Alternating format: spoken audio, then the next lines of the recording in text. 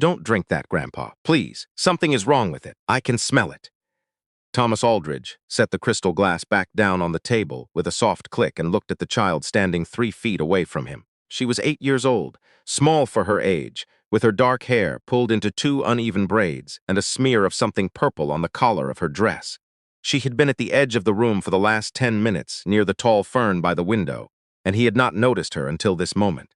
The dining room of the Aldridge house in Oakville was full of people. His retirement dinner had begun at 6, and it was now nearly 8, and the long table held 12 guests, partners from the firm, colleagues from the bar association, 2 judges who had known him for 30 years, and his son-in-law, Raymond Forsyth, who sat at the far end of the table with a glass of Bordeaux and an expression that never quite changed. Raymond was the one who had poured the scotch, not because he was the host. Thomas was the host. But Raymond had offered, quietly, the way he offered everything, with a kind of smooth helpfulness that made it difficult to object. He had walked the sideboard, lifted the decanter that Thomas had brought up from the cellar that afternoon, and filled the crystal glass without being asked. No one else had scotch. Raymond had not poured one for himself. The child, whose name was Iris, was Raymond's daughter from his first marriage. She had arrived with Raymond and Thomas's daughter, Helen, 2 hours earlier, and had spent most of the evening in the kitchen with the catering staff, which Thomas had assumed was because she was shy. She was often shy. She was the kind of child who watched more than she spoke, who sat in corners with books she had already read, who turned things over in her hands for a long time before deciding what they were. She had crossed the room now and placed herself between Thomas and the glass. Helen looked up from her seat. Iris. Her voice was soft but quick, the voice of a woman who wanted something to stop before it started. "What are you doing in here, sweetheart? I told you to stay in the kitchen." "I was in the kitchen." Iris did not look at her stepmother. She kept her eyes on Thomas. "But I came in to get a napkin, and I saw Uncle Raymond pour that, and I smelled it when I walked by." "Iris." Raymond's voice was pleasant, the way it always was. "That is Grandpa's special scotch from his wine cellar. It has a very strong smell. That is why you noticed it." "It smells different," Iris said. "Not like the bottle. Different from the smell of the bottle." A small silence moved through the nearest guests. Leonard Marsh, who had been Thomas's senior partner for 22 years and had sat at his left hand at every firm dinner since 2003, put down his fork carefully. He had a way of going very still when something did not sit right with him. He was still now. Raymond stood and touched the back of his chair. He smiled, the careful smile he kept ready for situations that required one. "Iris, love, you cannot interrupt a dinner party and tell people their drinks smell wrong. That is not polite." Iris looked at her father with the particular expression of a child who is being told something that does not match what she knows. "I'm not trying to be impolite," she said. "I'm trying to tell him not to drink it." Thomas had not moved. He sat at the head of the table with the glass, 2 feet away, and looked at his granddaughter. He had known Iris since she was 3 years old, when Raymond first brought her to the house on a Sunday afternoon, and she had sat very quietly on the kitchen floor and organized all of Thomas's bottle caps by color without being asked. He had liked her immediately. He had liked the way she paid attention to things. "Where did you smell the difference, Iris?" he asked. She pointed, "When I walked past the sideboard." Before Uncle Raymond put the lid back on the decanter, there was something else there, sharp and cold like medicine, but also like nothing. One of the judges, a woman named Harriet Polton, who had known Thomas since their articling days, turned her head very slowly toward the sideboard. Helen pushed back her chair. "Dad, she's 8. She probably smelled the alcohol, and it surprised her. You know how strong single malt is." "Raymond, just tell her it's fine." "It is fine," Raymond said. "Of course it is." He turned to Thomas with his hands open easy, the gesture of a man who had nothing to hide. "Thomas, you've had that scotch for years. You brought it up from the cellar yourself. I watched you set it on the sideboard this afternoon." Thomas had. He remembered setting it there at 3:30. He had not watched it after that. He looked at the glass. The color looked right. The color of a 21-year Highland single malt looked exactly like that, amber and deep. But Iris was still standing between him and it with her small hands at her sides, and her face completely serious. "You're certain, Iris," he said, "that it smelled different?" "Yes," she said it without hesitation, without performance, not loudly, not dramatically. The way she said most things quietly, as though she was simply reporting what was true and did not understand why truth would require volume. Helen stood now. "This is... Dad, I'm sorry, this is too much." She crossed toward Iris and put a hand on her shoulder. "You cannot walk into a room full of adults and tell them something is wrong with their drinks. That is not your place, sweetheart." "Then whose place is it?" Iris asked. No one answered her. Raymond picked up the glass. He held it out to Thomas with a steady hand and a steady expression. Thomas, it's a retirement party. Don't let this ruin it. Thomas looked at the glass, at Raymond's hand, at Raymond's face, which had not changed at all, which had not changed in 30 years of knowing him, which had not changed at the wedding, or at the hospital when Helen's mother died, or at the long table in the firm's boardroom when Thomas had quietly removed Raymond's name from the partnership consideration 2 years ago, after discovering 3 client billings that did not add up. Raymond had never mentioned that.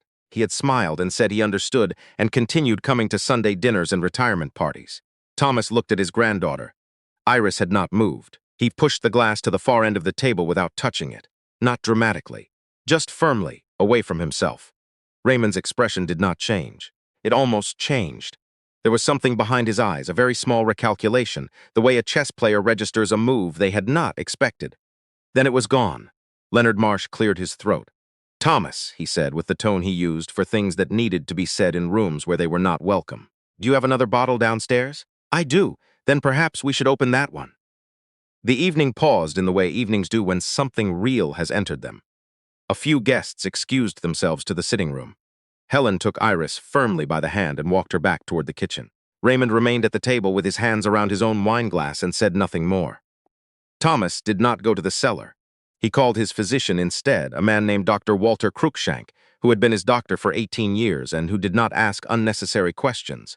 He asked him to come to the house. He also called a friend from his days in civil litigation, a retired OPP detective named Gordon Ferris, who arrived 20 minutes later in a gray jacket and asked only one thing before he stepped through the front door. "Is the glass still where it was?" Thomas told him it was. He had not let anyone near the sideboard since Iris said what she said. Gordon looked at the glass without touching it. Then he looked at Raymond, who was in the sitting room by then, talking quietly with 2 of the judges. Gordon studied him the way retired detectives study things, without appearing to. "Where is the little girl?" Gordon asked. "Kitchen," Thomas said. "With the catering staff. Keep her there." Thomas went to the kitchen. Iris was sitting on the counter beside the prep table, feet swinging. The catering lead, a woman named Patricia who had worked Thomas's events for a decade, had given her a slice of lemon tart and was standing nearby looking uncertain about whether the evening was going well. Thomas stood in front of his granddaughter. "Iris," he said, "I want you to tell me again exactly what you smelled, from the beginning." She ate one more bite of tart and set the plate down carefully. "I came in to get a napkin for the custard I spilled. I walked past the sideboard. Uncle Raymond was at the sideboard with the decanter and the lid was off. I smelled the scotch, but I also smelled something else. It was chemical, like the cold medicine that smells like nothing but leaves a feeling on the back of your throat." I stopped walking because it was strange. Uncle Raymond put the lid back on the decanter and walked back to the table. He didn't see me. Then I came and stood by the fern, and I watched him put the glass next to your seat. Thomas was quiet. "Did you see him add anything?" "I saw him hold the decanter in one hand. His other hand was at the glass the whole time, but the glass was blocking what his hand was doing." Helen appeared in the kitchen doorway. Her face had the tight, controlled look it sometimes wore when she was managing something she did not want to be managing. "Dad, Gordon needs to speak with you, and Raymond would like to leave." "Raymond will stay," Thomas said. Helen looked at him. "Gordon has asked him to stay," Thomas said. "So he will stay." Helen's face shifted. She looked at her father for a long moment, and then she looked at Iris, and something moved through her expression that had not been there before. Not quite belief, not yet, but the beginning of it.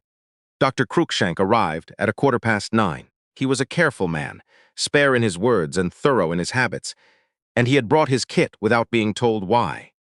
Gordon had already photographed the glass in the sideboard, and had called someone Thomas did not recognize, a younger person who arrived with a soft-sided case and gloves and said very little. Thomas sat in the study while all of this happened. The door was open and he could hear the low sounds of people moving through the house, the quiet professional voices of the people Gordon had called, the occasional word from the dining room. He could hear Raymond in the sitting room, still talking, still pleasant, the voice that had sat at his table for 12 years. Helen came and stood in the study doorway. She had her arms crossed and her shoes off, which meant she had given up performing composure. She said, "Is it possible Iris was wrong?" Thomas did not answer immediately. He looked at the photograph on the desk, the one from the year he was called to the bar, when Helen was 4, and stood beside him with both arms around his leg and her face turned entirely away from the camera. "No," he said finally. "I don't think she was." Helen sat in the chair across from him. "Raymond is saying she imagined it, that she's a child and she was in an unfamiliar house and she smelled the alcohol and panicked." Thomas nodded. He's also saying, Helen continued, that if this goes any further, it will damage his reputation and that he will have no choice but to involve his own lawyer. Thomas nodded again. He has a good lawyer, he said. I know her. She's thorough. She'll want the lab results first. Helen looked at her hands. Dad, yes. How long have you known something was wrong with Raymond? Thomas thought about the billing discrepancies, about the client file he had reviewed quietly on a Tuesday evening and then quietly placed back in the drawer, about the conversation he had not had with Helen because she had seemed so certain, so settled, so finally where she wanted to be. Long enough, he said. I should have said something sooner. That is on me. Helen's eyes filled. I'm sorry, he said. She shook her head, pressed her lips together, looked at the ceiling the way she had looked at the ceiling since she was a teenager, when she did not want to cry. Then she stood and walked out of the study without speaking, which was also something she had done since she was a teenager. Gordon came in 20 minutes later. He sat in the chair Helen had left. The preliminary screen is back, he said. Thomas waited. The glass had been treated. The substance used is consistent with a compound that acts as a sedative at low doses and as a cardiotoxin at higher ones. In an otherwise healthy person, it would cause drowsiness and confusion. In someone with Thomas's specific prescription profile, Gordon paused, it would likely trigger an acute cardiac event within 30 to 90 minutes of ingestion. Thomas sat with that for a moment. He's been in this house every Sunday for 12 years, Thomas said.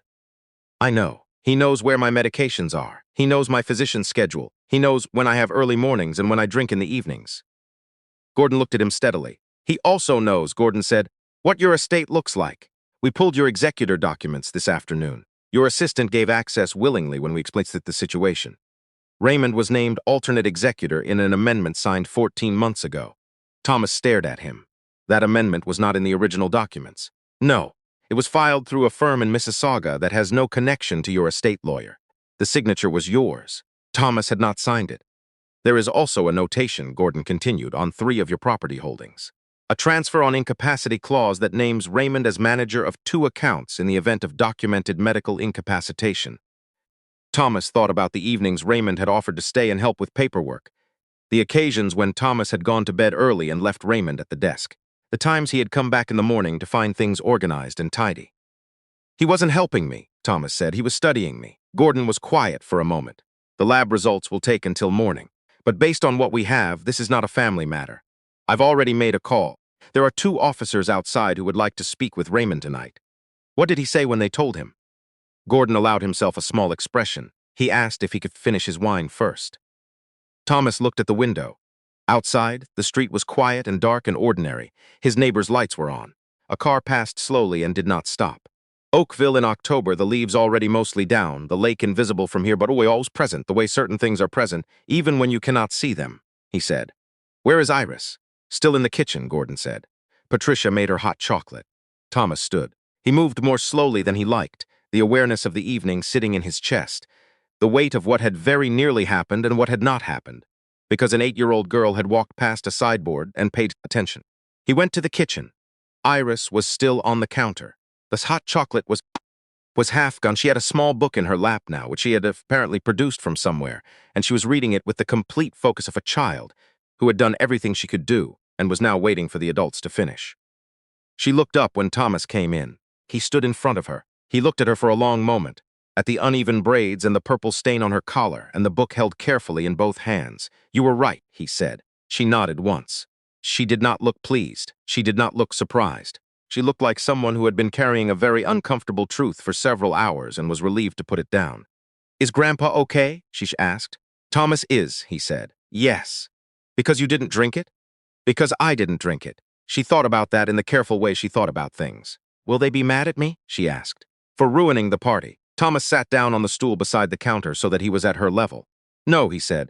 No one who matters will be mad at you, and the ones who are don't get a vote. She looked at him steadily. I wasn't hiding, she said. I was just walking by. I only said something because it smelled wrong. I know, he said. That was the right thing to do. But nobody believed me at first. I know that too, Thomas said. He looked down at his hands for a moment. Some adults need to see what they don't want to see before they can hear what they don't want to hear. That is not your failing. That is ours. Iris considered this with the gravity of a child who is not yet old enough to have learned to dismiss things people say to her. Will it always be like that? She asked. Thomas thought about 35 years of courtrooms and conference tables, and the particular way the truth moved through rooms full of people who had decided what they believed. before they arrived. Not always, he said, but often enough that it matters when someone says what they saw. She looked at her book. He's going to be in a lot of trouble, isn't he? She did not say Raymond's name. Yes, Thomas said, he is. She nodded once more. Then she returned to her book with the calm, unhurried movement of a child who had finished what she had come to do. Raymond Forsyth was taken from the house that night. He did not resist. He said 3 words to the officers, asked 1 question about his jacket, and walked out the front door of a house he had spent 12 years learning the corners of. He did not look back at the dining room. He did not look back at Thomas. He looked briefly toward the kitchen hallway, but Iris was not visible from the front door. Helen stood at the end of the hall and watched her husband leave. She did not speak, she did not cry. She held a glass of water in both hands and stood very straight until the door closed. Then she walked to the kitchen and sat on the stool beside her stepdaughter without saying anything. Iris put her book down and leaned her head against Helen's arm. For a long time they stayed like that, without speaking, in a kitchen that smelled of lemon tart and hot chocolate, and the long, quiet aftermath of a crisis that had been stopped before anyone had to name it. In the weeks that followed, the lab confirmed what Gordon had described. The compound in the glass was not available commercially, as it required access to a specific industrial precursor and knowledge of pharmaceutical chemistry that Raymond Forsyth had quietly acquired over a period of years that investigators would later have to reconstruct carefully and at length. The estate amendment was invalidated. The property transfer clauses were removed. The firm in Mississauga lost its operating license by the following spring. Raymond's lawyer was, as Thomas had noted, thorough. It did not help him. Gordon came to the house one Sunday in November, the good kind of Sunday with low light and the smell of something baking. He sat in the kitchen with Thomas and Helen and Iris, and he told them what he could tell them, which was most of it. Thomas listened. Helen listened. Iris ate a biscuit and drew something in a small notebook and did not appear to be listening, which meant she was listening to everything. When Gordon finished, Thomas looked at his granddaughter. He said, "Iris." She looked up. "I owe you something." She tilted her head, waiting. "An apology," Thomas said. "For the dinner. I should have listened to you the first time you spoke. Instead, I sat at the head of a table full of people I have known for decades and waited for one of them to be more convincing than you. That was wrong." Iris looked at him carefully. "You did listen," she said. "You put the glass away." Eventually, Thomas said, "Not immediately. She thought about it." "Okay," she said. She said it the way she said most things, simply, not as a dismissal, not as absolution, but as a plain acknowledgement that the thing had been named and could now be set aside. That is as close to forgiveness as an 8-year-old should be required to offer a grown man, and Thomas knew it. He had by then already spoken to his estate lawyer and to Helen. There were documents in his desk that he had signed himself, at a table in his own study, with his own pen, in his own time. A trust account in Iris's name. Education from kindergarten to whatever she chose to do after that. A sum that was not enormous but was not nothing, designed to give her options when she was old enough to know what options meant. And a letter written by hand on the paper he used for correspondence, which said simply that she had walked into a room full of adults and told the truth, and that this was the bravest and rarest a person of any age can do. Helen read the letter before it was sealed. She did not say anything. She handed it back to Thomas and went and stood at the window for a moment, and then she came back and sat down, and they had tea, and the afternoon passed in the easy, ordinary way that afternoons pass when the worst thing has already happened and people have decided to go on anyway. Iris found out about the trust account at Christmas. She looked at the paperwork for a long time, the way she looked at most things, turning it over carefully. "Is this a lot of money?" she asked. Thomas said, "It is enough money to matter." She considered that with the seriousness of someone who understood, already, at 8 years old, that enough was more important than a lot. She nodded and put the paperwork in her backpack next to her book. In the spring, Thomas started teaching her chess. She was good at it immediately, which surprised him, and then did not surprise him at all, because she had always been the kind of person who paid attention to where things were and what they were likely to do next. She beat him for the first time in April on a Saturday morning, with rain against the windows and the sound of Helen somewhere in the house making coffee. "I wasn't letting you win," Thomas told her. "I know," she said. "She moved her bishop. That's why it counts." He looked at the board and at his granddaughter and the spring rain on the window, and he thought about a dining room in October and a crystal glass pushed to the far end of a table and the particular irreplaceable courage of a child who walked through a room and said what she smelled. Some things are only this simple. She told the truth, and because she did, the right person was sitting at the table in April to lose a game of chess to an 8-year-old girl who had earned the right to win.